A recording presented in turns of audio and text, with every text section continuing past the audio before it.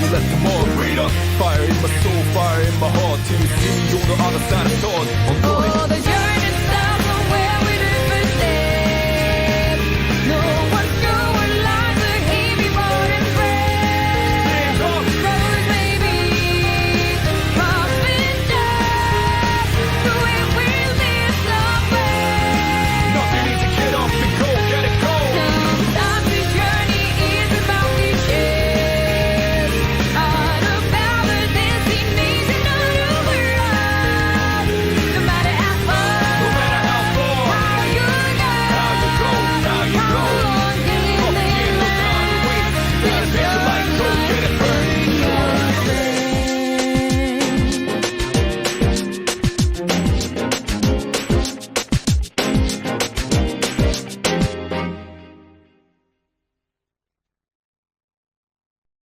When this video was originally conceived, initially this part was just an overview of when Persona 3 Reload released, and then was edited afterwards to include the answer when that released. However, instead of that, I'm just going to talk briefly about what has changed with this second draft. Whilst it isn't much, the majority of this script was made equally at the time of both the release of the journey and the answer, knowing that the majority of what's written here was with a heavy bias and was more so a way to vent out frustration with the Persona community than actually being constructive. If interested, I will link the original draft in the description of the video so you can see the raw views of how I felt at the time. Now with that out of the way, we can begin properly. From the announcement of Persona 3 Reload, there were people who had issues with its direction. This was mostly with the reworks of the original OST and the voice actors, more specifically with Aojo-san, who's also known as the YouTuber Sayu, who plays Akihiko in the English voice cast for the game. Whilst I'll admit I was one of those people who initially was worried about Akihiko's new VA, personally that fear was soon dealt with within an hour of playing the game unreleased and had become truthfully my favourite version of him. That isn't here nor there. The main point of contention, and arguably still is, are the remixes to the original tracks for Persona 3 into Reload. For context, the original composer for the title was Shiro Magura, who composed Persona 3, 4 and 5 until leaving to invest himself into his own games, with Akutsu Hikaru taking focus for Reload. Kiryu has been working at Atlas since Persona 4, but is more known for the Persona dancing games as well as Persona 5 with these 13 tracks. Train of Life, Power Institution, The Legend of Gargoylemon, Pro Girl for Sakura, Crossroads, Big Hamburger March, 777, Planetarium, Welcome Home Master, Time to Repent, Destiny's Land, and Takai's Shady Corners. This obviously being before Reload, with Reload serving as his big break into the mainline Persona games as the main composer. In an interview done after the release of the game, he mentions how he joined Atlas at the end of the original version of P3's production. He was inspired by the works of Magura, who deeply impressed him by his knowledge on track production, which he notes when he talks about the Reload version of Deep Mentality, and the quote is as follows. The song, Deep Mentality, uses a completely different method than it followed. Like, did he use a filter? I was listening to it while thinking, I can't imitate that kind of sound.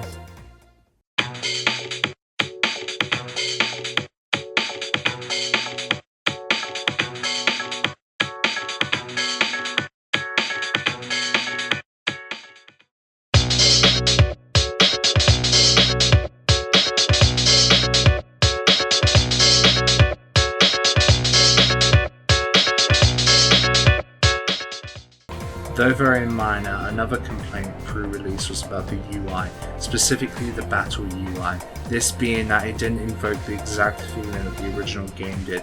However, this was quickly discarded when the original person who pointed this out with P3 noted that Reload did something similar but was modified to reflect the clear control scheme seen in Persona 5, as that was an influence for this title.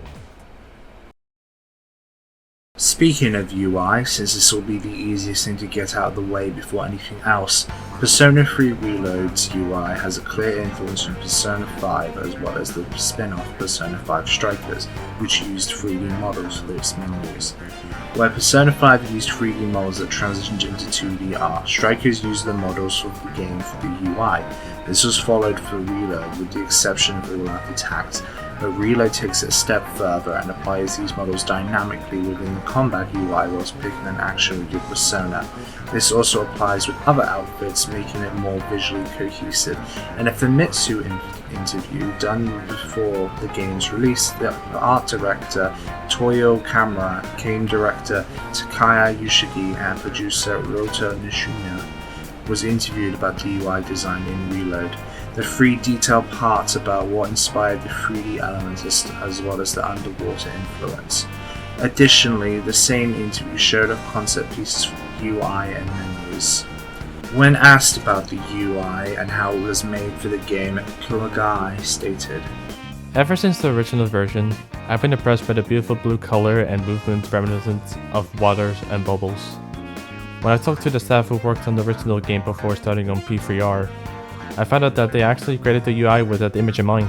If we were to use that current technology to further enhance this effect, we will be able to not only make the representation of water more beautiful, but also to show the menu screen as something that appears like the reflection of the protagonist's deep physiological state, like an image of sinking into one's own heart to preserve one's relationship and information with others. Keeping that in mind, it's hard to overstate the value that the final menu UI has for the game as one of the very few things that the game was never criticized for.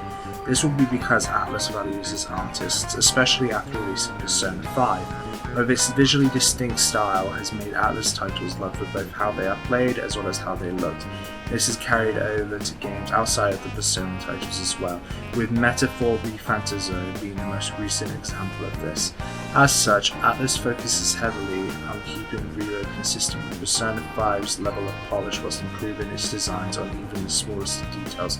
One such example is when compared to older titles, the characters' models and bust-up mouths match up with the dialogue instead of just being programmed to move in accordance with a line's length of time. Whilst the previous approach worked in titles like Persona 5 as well as the Q titles, it was growing apparent the more popular the series became, the more essential that minor quirks like that needed to be solved and quickly. Another complaint with the game is about its difficulty. Whilst a valid criticism as the title is rather easy for veterans, it should be remembered that this game was also made to get those new to the series to play the game, either for the first time or as the next game after Persona 5 Royal. With that in mind, the difficulty of the game is entirely subjective, so it is something that will always be contested amongst players, but Merciless at least is indeed more difficult than other difficulties. Unlike Royal, where hard is more difficult than Merciless, this was because a few factors were related strictly to Merciless. Attack that hit a weakness do far more damage. This applies to both enemies and party members. You deal much less damage in combat. Enemies deal much more damage in combat. The alert meter increases at a higher rate if you're spotted by enemies outside of battle. You gain more experience from battle. You gain more money from battle. Essentially, due to the nature of Royal's re-releases having all of the DLC by default, which is more than likely the way most new players joined into the series, with the most overpowered personas removed in Reload, the notion of simply using our overpowered moves early in the game as well as how the compendium works in Reload is different to Royal, specifically with fusing, as it was streamlined to removing the online fusion system that was introduced in Persona 5. As a refresher, online fusions in Persona 5, when unlocked, would allow the player to select one of their personas and once in in-game data pick another persona from the list. Provided the player wasn't underleveled, these could be fused to make a persona that's shown on the listing. Whilst an interesting concept at that point, especially on PC, you can get hacked personas more than anything else, or reserved personas that on the other person's end is just nothing more than a modded persona. However, to say that the DLC personas that are in Reload aren't overpowered isn't true, because just like with Royal, you can get high level personas up to level 90 if all the DLC is brought as soon as the compendium is open, meaning that players would have to intentionally avoid these personas for a balanced experience, but this isn't likely going to change anytime soon, as it's directly related to people wanting to buy them, so they need an incentive to do so. Another point of contention with the Persona community is the game's combat, specifically with a select few using the tactics menu of the title instead of the clearly intended directional commands. Whilst I have my own personal opinions on this matter, the notion of using the tactics menu within Reload shouldn't really be a judgment on how the combat is, given how the tactics menu is a novelty, not the expectation of the player. For those who need a reminder of the tactics menu within FPS, which is what Reload is clearly based on, the system is as follows. Act freely. For Assault, conserve SP, heal/support, or gear mode for IGUS and Metis only. Act freely is when the party member can do whatever they deem fit in a combat encounter to win. This is often used by beginners and casual players of FPS, with the exception of healers, usually Yukari, meaning that winning or losing can just be RNG, providing a sense of danger for failure. Full Assault is when a party member focuses strictly on combat, using all of the moves in their arsenal to defeat the enemies they've been ordered to before switching to another, if available. Personally, I only ended up using it for Junpei after replaying the game several times every year, so do with that information as you will. Conserve SP is similar to Act Freely, but is when a party member only uses attacks that don't waste SP, only to be used when people want to save SP for more exploration or just for later attacks. Heal and support is pretty obvious. Now, gear mode is an IGUS only in the journal, and in the answer it's a Metis only option where the two overclock themselves, increasing their strength for several turns before having to take a cooldown period where they can't do anything, making them another concern whilst they do anything. Whilst all of these tactics exist in Reload in some way, with gear mode being replaced as IGUS's first sphere G, following the same function, same with Metis, outright removing direct control to her and basically putting her on full assault until the cooldown. They aren't what was intended by the developers to be used. Honestly, if you gave me a choice between the tactics menu or direct control, like many others, they would take the direct control option. Whether or not this was done to reflect the change of expectations for a Persona title or simply because the developers preferred direct commands is hard to explain. Despite being built on the AI from Royal, a review of their AI in action, minus them not using shift, their AI seems to have been improved. Where in that game, the characters will never use their strongest attacks, often in Reload they will. With the answer being added to Reload, though seemingly being called episode IGUS now internationally in September, the only missing content was the Katone route from Portable, which is where I am completely on the fence about. Whilst our conclusion would have provided more replay value to the game, it is one where they would have had to provide more work than what was clearly intended to be in the game. As mentioned before, it's apparent that Reload was inspired by FES, not Portable.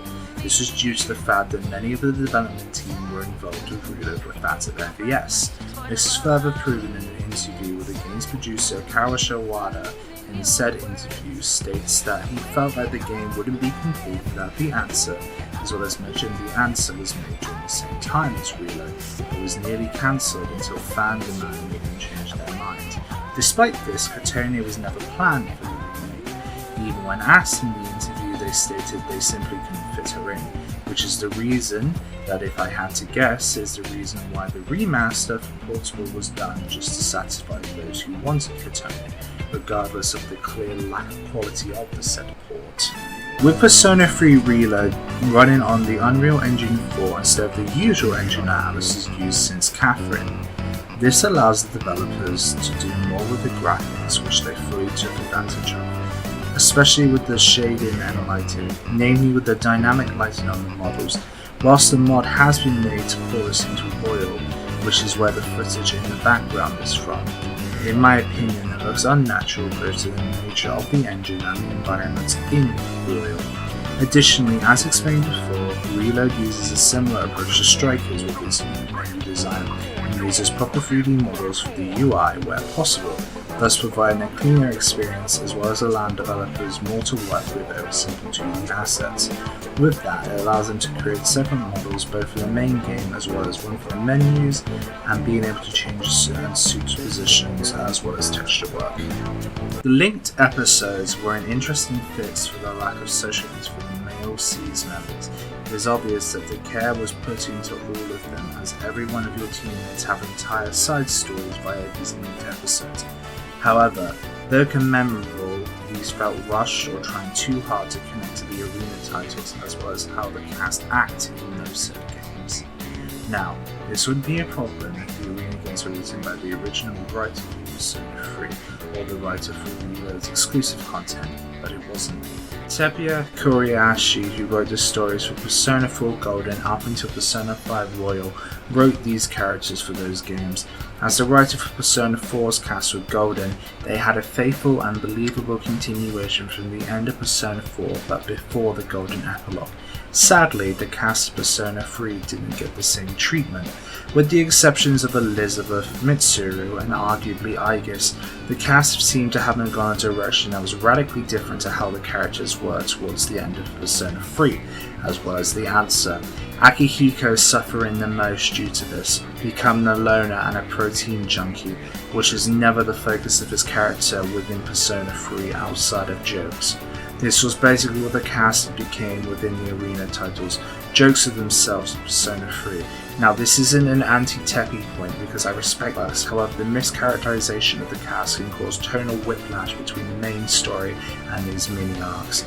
Another issue is that for the majority of Shinji's arc, it is the best one for the Seas members, but towards the end it seems like the writer Danaro Nuro scrambled to fit the fact that he was dying soon. Thus, his sudden shift in his arc didn't feel as natural as it otherwise could have been.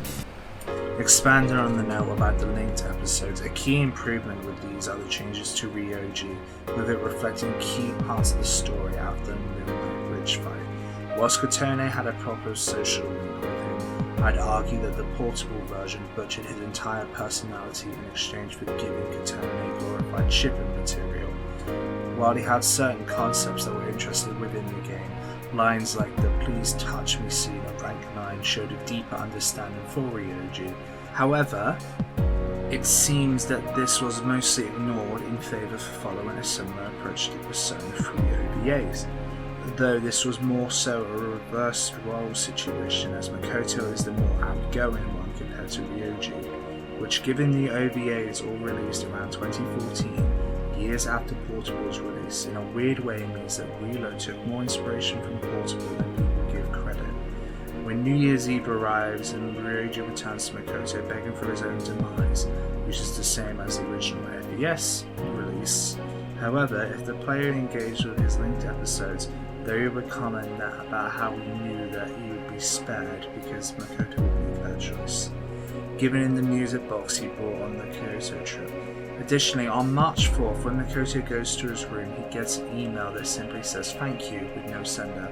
Though vague, it is clear that this is Ryoji thanking him both for being his friend as well as eliminating the Dark Hour. Even if the OVA inspiration is ignored and focused strictly on FES's clear influence on the game, it is obvious that Ryoji, and by extensions comments made by the Avatar during the fight, he goes into detail about how he simply reminded Makoto that this is never wanted, simply wanting them to surrender what he deemed memories worth forgetting in exchange for a life of ignorance until the end. However, just like Persona 4 and 5, this option, whilst one the player could pick, is highly discouraged. Doing so would lead to an unfulfilling ending for the player. This part will be brief, but to sum up the issue, many Persona fans who have played the original or at least heard its music worried about the quality of the remixes, whilst the newest tracks were praised for sounding like the best in the game's OST and worse and the best of the series. Personally, I prefer the majority of Reload's mixes, but I do have some issues with the OST. I'd still willingly listen to the whole OST, but I think there are weak parts of the said OST. Outside of the in-game OST, the track I dislike the most is Burn My Dread Reload. Though my dislike has been eased, it seems that this one is universally disliked, even for those new to the Persona series via this game.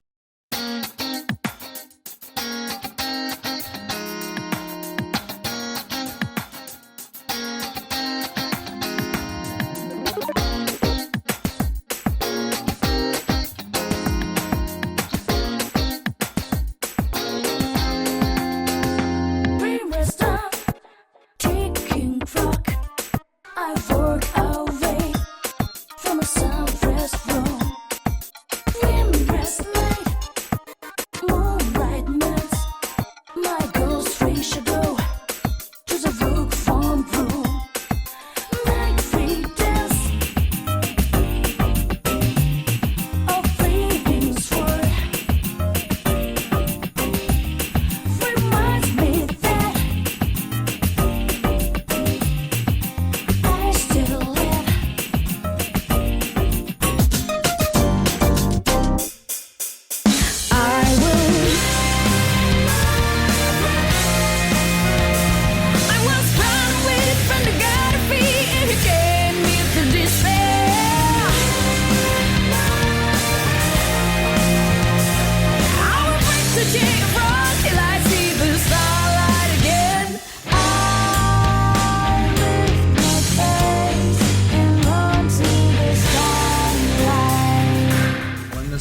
game's remixes or original peak, they far outclass the original OST in my eyes. The main two that come to mind are Burn My Dread Last Battle and Changing Seasons. Personally, they feel like the finished version of these tracks made for the game, with Changing Seasons especially taking center stage for this final version, quote unquote. As I'm planning to talk about Reload itself and my full opinions of it in a separate video, I won't go into too much detail. However, if I don't end up making that video, to put it bluntly, I believe that Reload's version of the ending cemented the Journey's arc way better off than Fest's or Portable's version. Once again, more so leaning towards how the events are shown in the OVA with movements as well as cinematics.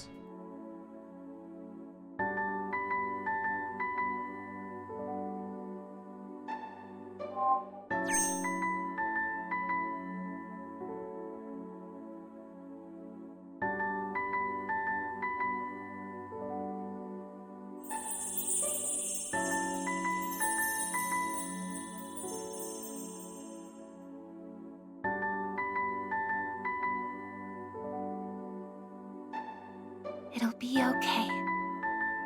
I'm right by your side, here to protect you forevermore.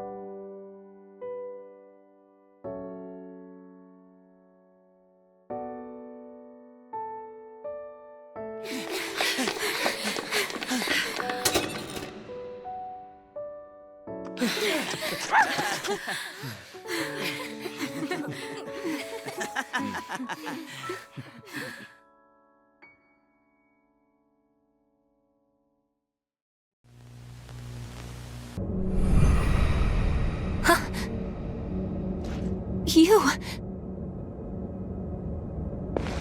Wait!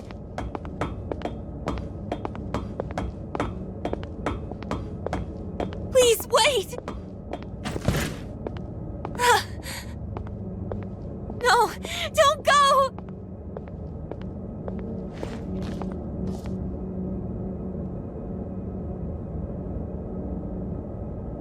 I promised to protect you. I dedicated my entire existence to it, but I can't fulfill my purpose now. There's nothing I can do anymore. Is there anything left for me to live for? Is there meaning to any of it? As mentioned prior, this second part of the script was written 2 days after release of the answer and months after the first version of this script. It was rather raw with emotion. Most of it hasn't been changed dramatically. The first part has been changed though to fit current opinion and not to sound like pure rage bait. The answer basically had the same issues as the original version that was made for Fest, but with dialogue scene changes, which were very minor in the long term. When this was first shown off, it was seen as an insult to the original story, when arguably it improved upon the original story, at least in my opinion, with Shadow Makoto's passing and Yukari's breakdown after losing to Igus being more considerably more interesting, and deepens the connection between Yukari and Mitsuru. Whilst the first version is indeed more raw with emotion, it's also one of the main reasons that Yukari has been called a bitch since its original release. Personally, I can understand the appeal of both versions, but I cannot say to myself that I dismiss either version, even if I do prefer these set scenes in Reload. Funnily enough, the main person who even started this issue and was the cause of this change to the script has since deleted their Twitter, so what was originally written for this section can't be shown off, but to say it was a sight to behold is truly something. Regardless of that, admittedly there are issues with Reload's version of the answer, but that is the nature of remix of older titles and how the Persona community works. One personal issue I have with the expansion is the remix as being a complete downgrade, excluding Heartfelt Cry, which I would argue is an improvement. This also carries over when Atlas Japan decided to recreate the original Fest opening with Reload's changes. This also caused a lot of issues within the replies and quote retweets of fans' tweet about it. The vast majority of them shared sentiments of disapproval and disappointment. Though personally I prefer the Reload version of the track, it's fine to be disappointed as it is just an opinion, but it will continue to be a running theme with this game and likely will continue if and when the Persona 4 remake is released. With this rewrite of the script, I had to clean up a lot of issues with it, both in the literal sense and the emotional sense. I noticed that a lot of this script was bitter and angry, so bitter that I hadn't even noticed the issues with it, both grammatically and how it's phrased. An example would be this from early on. Additionally, I had to further improve the script upon doing the voiceover because I've noticed many issues that were clearly not patched out before I had come up to read it, which was always interesting. Naturally, this is why rereading and making multiple drafts is important instead of just being an arrogant and assuming the first time you make a script or anything in writing is the best. Now for Reload itself, months after the game has been released, as well as the answer, people have mostly moved on to other stuff, and by the time this releases, people will definitely have moved on. However, I still find the matter of this video important as it details how people felt and they still feel about the title. The new major video will still be the Reload video, but I'm unsure of the tone of it, goofy or serious. I have a draft that's goofy, but the more I read and work on it, the less interested and uncomfortable I am to continue work on it. I will obviously decide what to do once this is finished, and so please prepare for that. Thanks for watching, keep it real, keep it hype. Bye.